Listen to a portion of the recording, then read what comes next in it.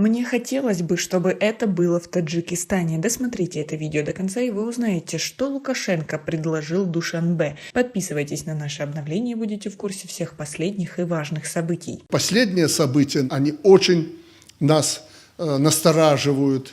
Мы очень беспокоимся за то, что происходит у нашего одного из главных союзников. Александр Лукашенко в ходе совещания с главами стран ОДКБ предложил оказать военную поддержку Таджикистану, чтобы избежать повторения казахстанского сценария. Об этом президент Беларуси заявил в ходе онлайн-саммита глав государств ОДКБ. По его словам, напряженность подталкивает к совместным мерам по противодействию терроризму и экстремизму. Хороший повод сейчас какое-то время собраться и поговорить о Таджикистане. Напомню, что о рисках и угрозах, связанных с созданием в Центральноазиатском регионе спящих ячеек террористов, цитата, и экстремистов, которые в один момент могут проснуться, неоднократно говорил уважаемый Эмомали Шарыпович Рахмон. Президент Таджикистана нас годами уже просит об оказании материальной поддержки и военной техникой. Нам надо это сделать, чтобы потом нам это не обошлось дороже, как это с Казахстаном. Почти 200 рейсов самолетов мы перебрасывали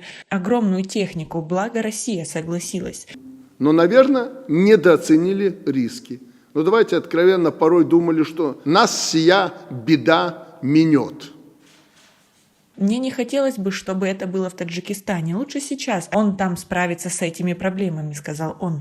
По словам Лукашенко, в свое время именно Эмомали Рахмон предупреждал о спящих террористических ячейках в Казахстане. Теперь видим, что основной костяк протестующих в Казахстане составляют профессиональные боевики-террористы. Это очень опасная тенденция.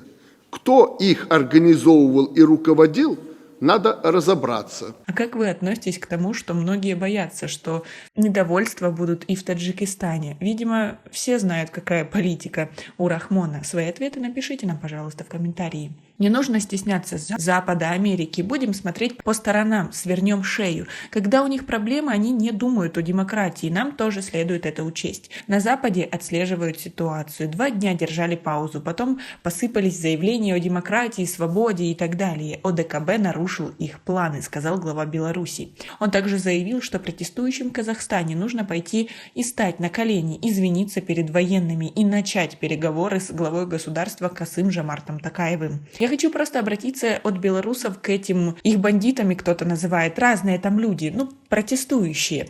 Я бы им просто сказал, пошумели, покричали, хватит. Перевернуть страну дорого, потом ее будет восстанавливать. И там противоречия между кланами, группами, дай бог, какие еще надо будет договариваться с ними. Надо, по-народному говоря, пойти, стать на колени, извиниться перед военными, чтобы эту трещину сгладить, которая наметилась, и садиться с властью, с Токаевым. А он приглашает всех, кто желает, для переговоров и выстраивания своего государства, считает господин Лукашенко.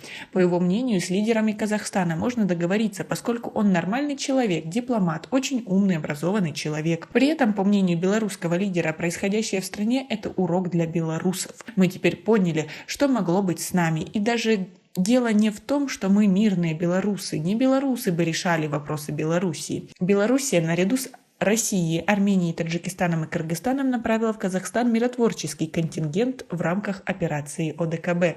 Уверен, что организаторы и руководители событий в Казахстане глубоко спрятаны.